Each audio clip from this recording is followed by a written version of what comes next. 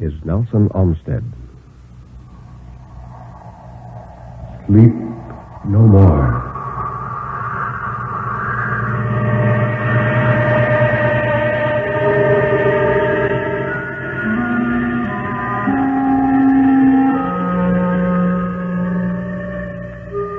Sleep no more. Turn down the lights. Sink back in your chair and don't look into the shadows. In the shadows, there may be moving things. Tonight, it may be you will sleep no more.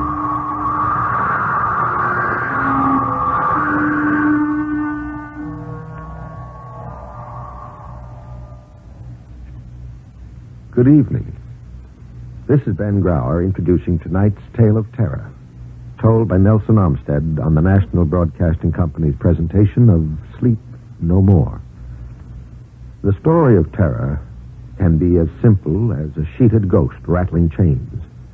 It can be a complex and hidden world of horror, lurking in such unholy dimensions as only the dead and the moonstruck can glimpse. Or it can be those terrible, fathomless shadows which lie buried deep in the primitive mind of civilized man. And for this evening, well, Nelson Olmsted, tell us about this evening's story. Thank you, Ben. Some time ago, a listener wrote asking me to do a particular story which I told a number of years ago.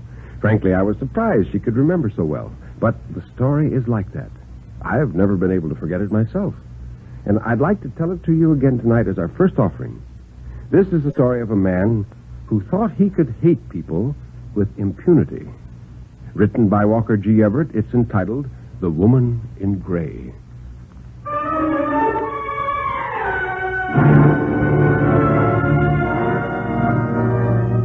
Bill was at a dinner party at the Carters when the subject first came up, a dinner to which he would never have gone if he could have thought of a single plausible excuse. Sarah Carter had a girl visiting her from the East, her school roommate or something, Bill thought vaguely. Bill was her dinner partner. They were talking about some people she didn't like, and she said, yes, and they told it all over town that I was the girl who was caught in the raid and that I had a red wig on so nobody would know me. Oh, how I wish I could get even with them, the most hateful people. Now, haven't you any suggestions? Bill looked pensive. Many martinis had stopped a pleasant buzzing in his brain, and everything in life seemed very easy, and he said, well, you might tell everybody that they have a repulsive daughter hidden away that nobody ever sees, and that's why they don't like young men calling at the house. No, that's too easy. They have 3 daughters, all repulsive, only not hidden away. That is, yet. In that case, I don't know. Well, why don't you just leave it to me? What do you mean?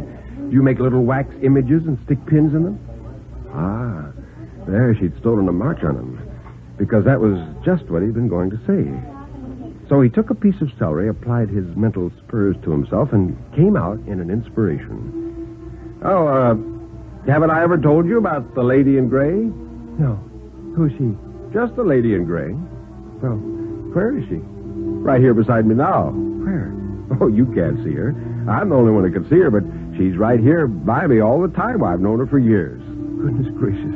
Aren't you scared? Doesn't she haunt you? Oh, no, she likes me. That's why she stays here. Isn't it, lady? He turned and nodded to the imaginary figure beside him. Well, of course, she's very modest and goes out of the room when I'm undressed, but all the rest of the time she's here. Even her face is gray. Well, doesn't she do anything at all? Certainly. She gets after people I don't like. How terrible. Well, sick her on the quarries in Hartford, Connecticut, then, and tell her to do her worst. I will. Right now. Do you hear that, lady in gray? Hartford, Connecticut. Quarry's the name. The 3rd house from the corner on the left. I don't want any mistake. Oh, she never makes a mistake, said Bill. He was rather pleased with his little joke as he finished the last of his martini.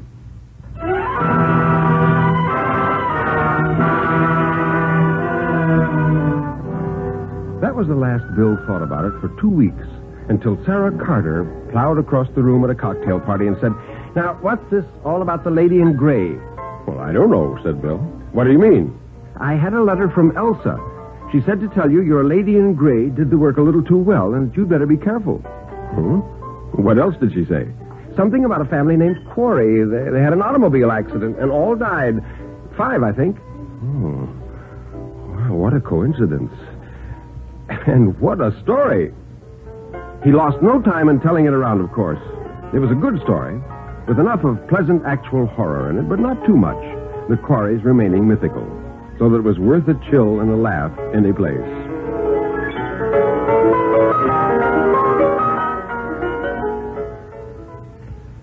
Two weeks later, he was at a dinner at Corinne Gorman's house, a fine, old-fashioned dinner, with old-fashioned cocktails before, and new-fashioned highballs after, and good old-fashioned screaming all the way through.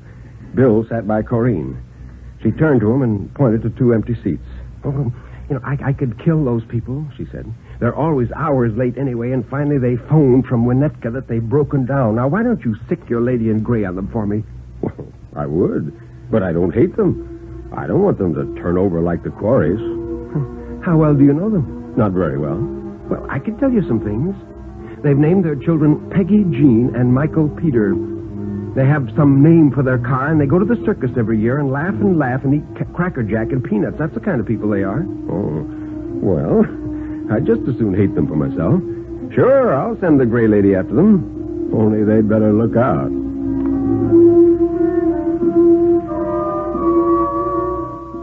That was the last they thought about it until the dinner was nearly over and Corinne was called to the telephone. She came back white. It was they, she whispered. Terrible accident. A taxi hit them. Don't tell anybody for a minute. Oh. Were they badly hurt? Yes. He wondered suddenly if he ought to say anything about the absurd conversation regarding the lady in gray. He decided not. Two coincidences were just a little too much. Yet he knew there was nothing in it. Hadn't he made her up out of a clear sky just to amuse a guest of Sarah Carter? But just the same, he felt it would be a little smart alecky to allude to it. However, Corinne soon saved him the trouble, and she said, "Never mention that gray woman again. Never, never." Oh, well, that didn't have anything to do with it. You know that. Yes, but it's a little too strange, that's all. As if Santa Claus should suddenly come down the chimney. Or you find a baby in a cabbage. I think that would be a great improvement. But this isn't any time to be funny.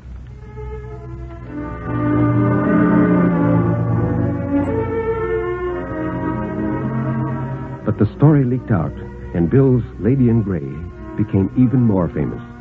It's the funniest thing, people said. Somebody ought to send it into the New Yorker. And Bill is such a scream about it. He's afraid to hate anybody now, he says, for fear she'll get after them. And he's going to rent her out to the government if we ever get into a war. But Bill didn't think he was funny. He thought this, while not exactly playing with fire, was at least in bad taste. He didn't think he was in very good taste anyway. For about this time, he had a bad week. 7 nights of drinking and running around town, cashing checks all the time with a low, wormish feeling of approaching reckoning under the talking of nightly parties to get over yesterday's hangover. And every day, down at the office, getting blearier, going to the water cooler with the aspirin bottle in his hand and standing blindly in the window when the terrible 11:30 nausea swept over him in waves. But he didn't know what to do, because life didn't have much meaning anyway, and he was having a better time than most people.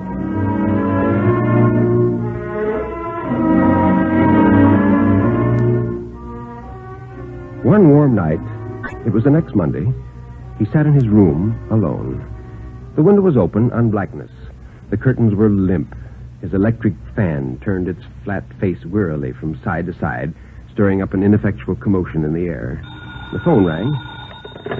It was the doorman who said, "Mr. Jacobson to see you." "Tell him to come up." Well, what could he want? Jacobson from the office, unctuous and self-righteous. Why, I hardly knew the man. The doorbell buzzed. "Come in." "Good evening.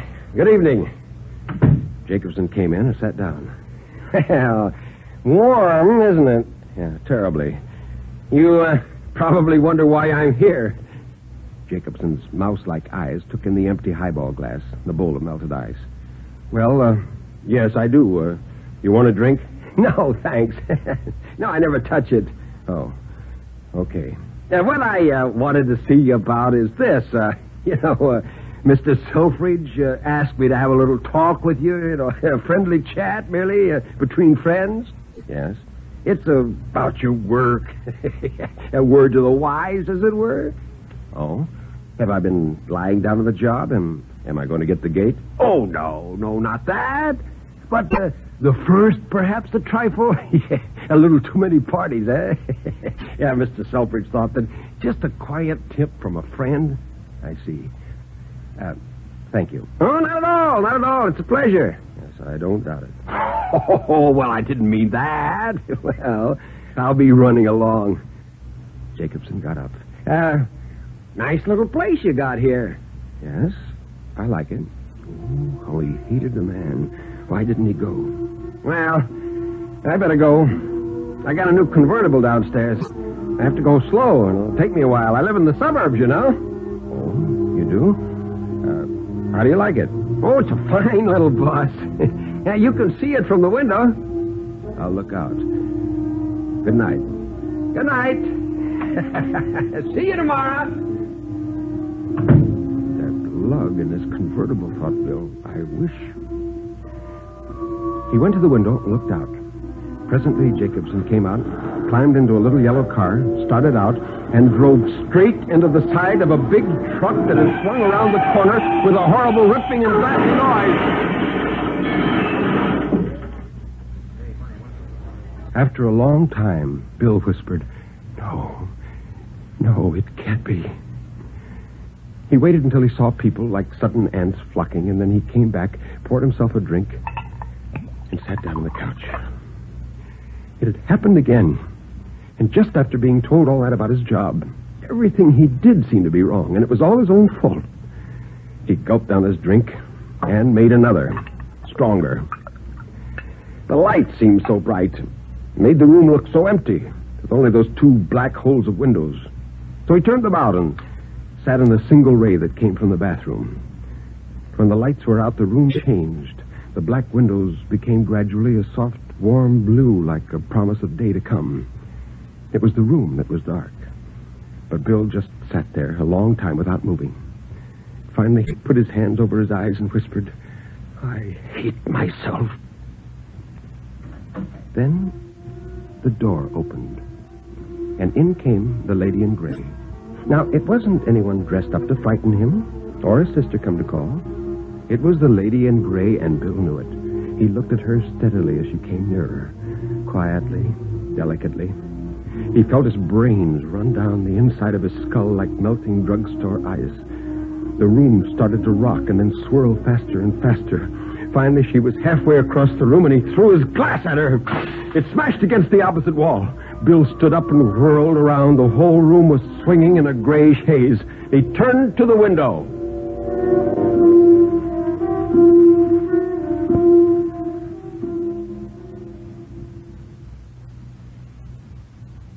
They found him the next morning on the second-floor fire escape, one of those horizontal ones with a weight on the end. He had landed almost in the middle and was doing a ghastly little teeter-totter.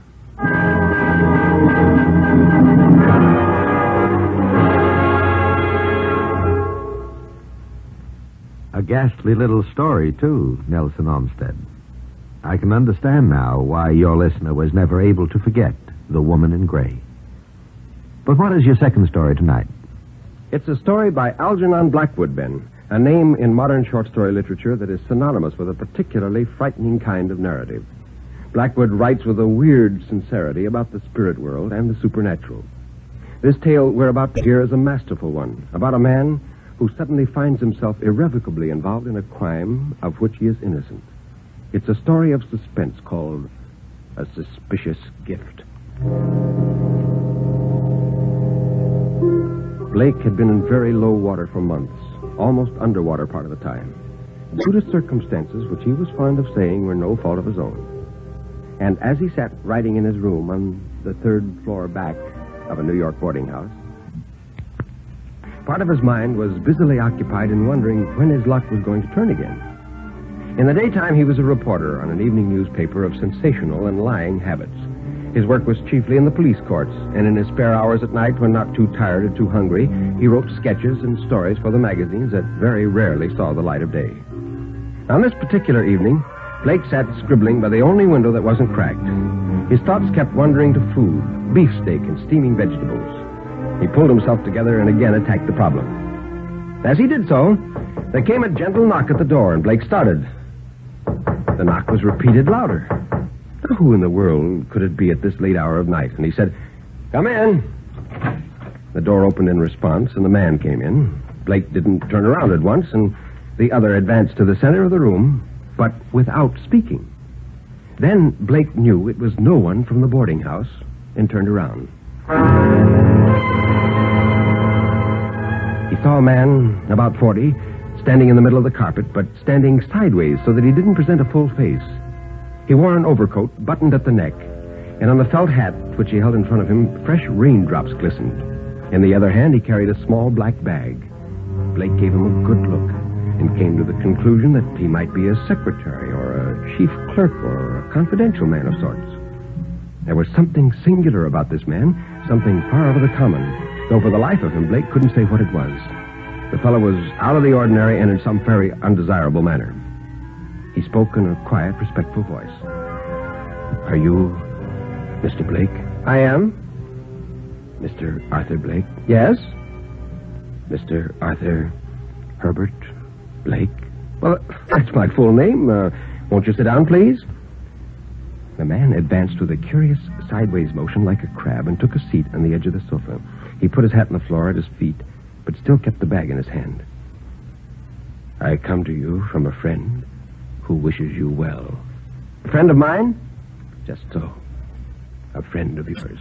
"A man or a woman?" "That I cannot tell you." "You can't tell me?" "I cannot tell you the name. Those are my instructions, but I bring you something from this person. I am to give it to you, to take a receipt for it, and then to go away without answering any question." Blake stared very hard. The man, however, never raised his eyes above the level of the second china knob on the chest of drawers opposite. "Well, what have you got for me, please?" By way of answer, the man proceeded to open the bag. He took out a parcel wrapped loosely in brown paper. When at last the string was off and the paper unfolded, there appeared a series of smaller packages inside. The man took them out very carefully and set them in a row upon his knees. They were all $100 bills. "There are $10,000 here, and they are for you." "What? 10,000? 10,000? Are you sure? I mean, you mean they're for me?" He felt quite silly with excitement and grew more so with every minute as the man maintained a perfect silence. Was it a dream? He couldn't believe his ears or his eyes. Yet, in a sense, it was possible. He had read of such things in books, the generous philanthropist who was determined to do his good deed and to get no thanks or acknowledgement for it. Still, it seemed almost incredible. His troubles began to melt away like bubbles in the sun. He thought of the landlady and the arrears of rent, of regular food and clean linen and books and music, of the chance of getting into some respectable business, of as many things as it's possible to think of when excitement and surprise fling wide open the gates of the imagination. But, side by side with the excitement caused by the shock of such an event, Blake's caution was beginning to assert itself. Yet all seemed just a little too much out of the likely order of things to be quite right.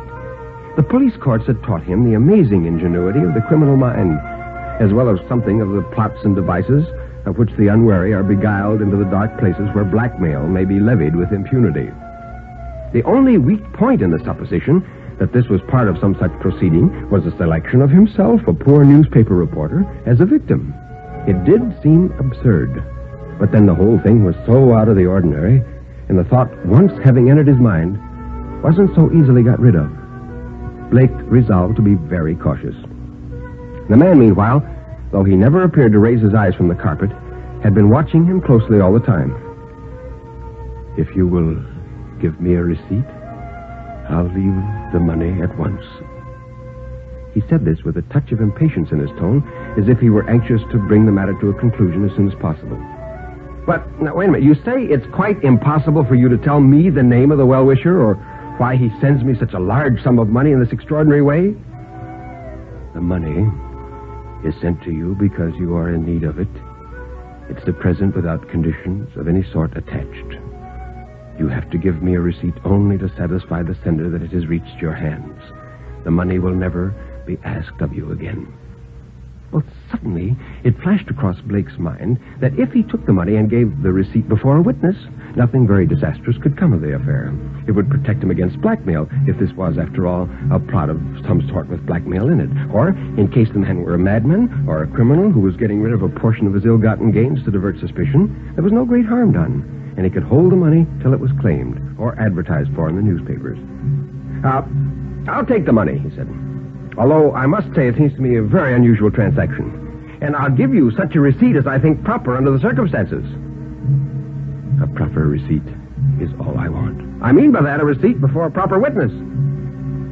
Perfectly satisfactory. Only it must be dated and headed with your address here in the correct way. Well, Blake could see no possible objection to this, and he at once proceeded to obtain his witness. The person he had in mind was a Mr. Barkley, who occupied the room above his own, an old gentleman who had retired from business and who, the landlady said, was a miser and kept large sums secreted in his room. He was, at any rate, a perfectly respectable man and would make an admirable witness to a transaction of this sort. Blake made an apology and rose to get him, crossing the room in front of the sofa where the man sat in order to reach the door.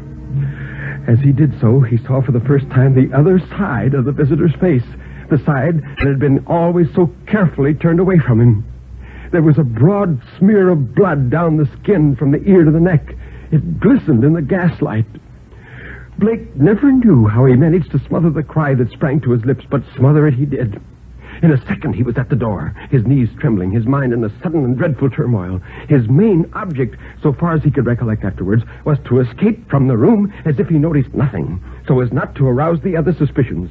The man's eyes were always on the carpet, and probably, Blake hoped, he had not noticed the consternation that must have been written plainly on his face. At any rate, he had uttered no cry.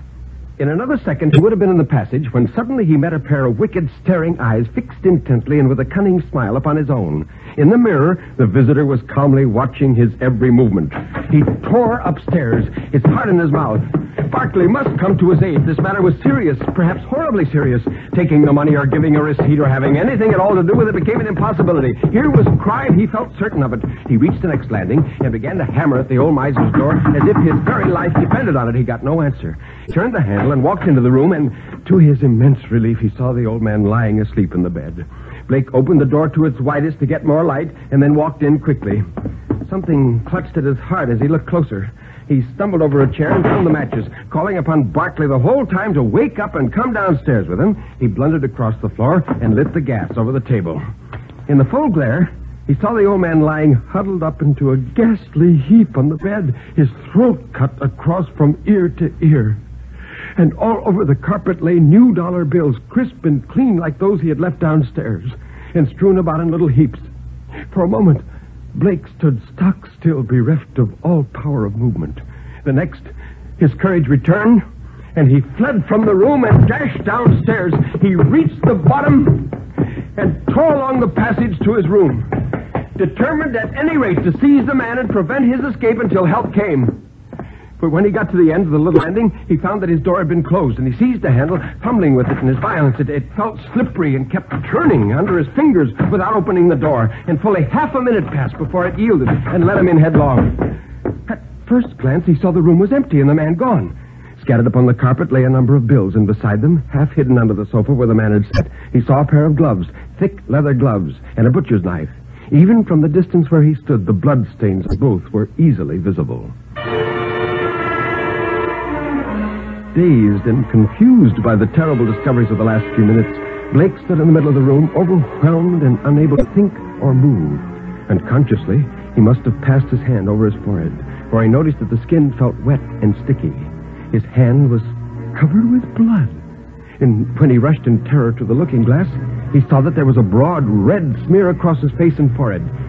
Then he remembered the slippery handle of the door and knew that it had been carefully moistened.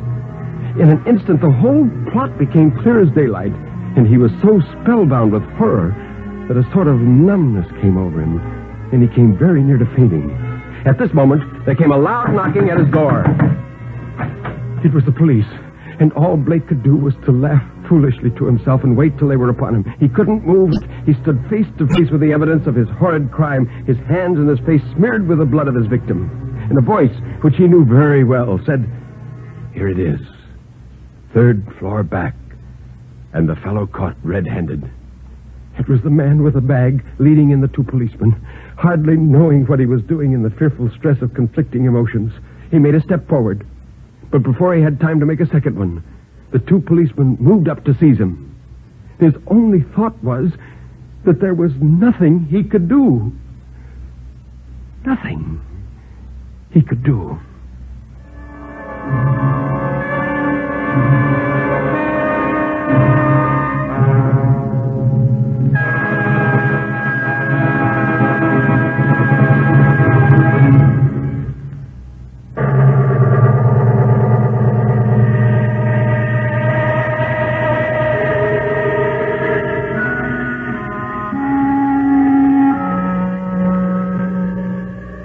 You can turn up the lights now.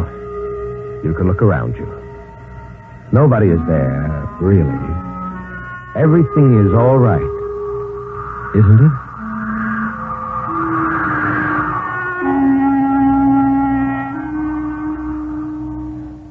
Thank you, Nelson Armstead, for two exciting stories. The Woman in Gray by Walker G. Everett and The Suspicious Gift by Algernon Blackwood. Now, what about next week? Well, Ben, next week I plan to present two stories which I think you'll like very much. One is a narrative which has popped into my mind at the oddest and most unexpected moments. I've never been able to forget it. I've even tried to imagine what I would do under similar circumstances. It concerns a man who made a fantastic wager. He bet that for $2 million, he could spend 15 years in solitary confinement. Would you do it? Anton Chekhov writes a vivid story about the bet. Our second tale is by George Moore, entitled The Clerk's Quest. The human mind is universally enigmatic. Like fingerprints, no two form the same pattern, and no two run the same course of emotion. Because of our ignorance as to the operation of the human mind, great writers have been fascinated with the subject. George Moore's story is an example. It concerns a poor bank clerk who smells perfume on an envelope, and because of it falls disastrously in love with a woman he never sees. Be with us next week. May I add just a word of thanks for your letters. We have been immensely pleased that so many of you have taken the time to write. Thank you for your interest.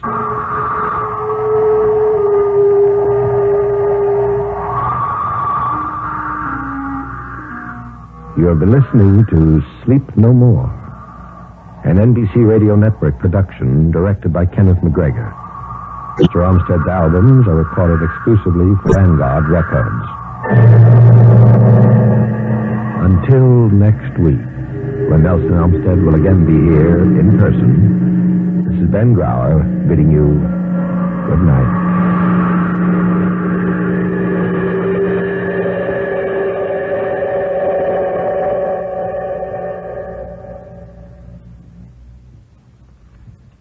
NBC takes you across the nation, around the world, with news on the hour and the exciting hotline service. All day, every day, on most of these NBC radio stations.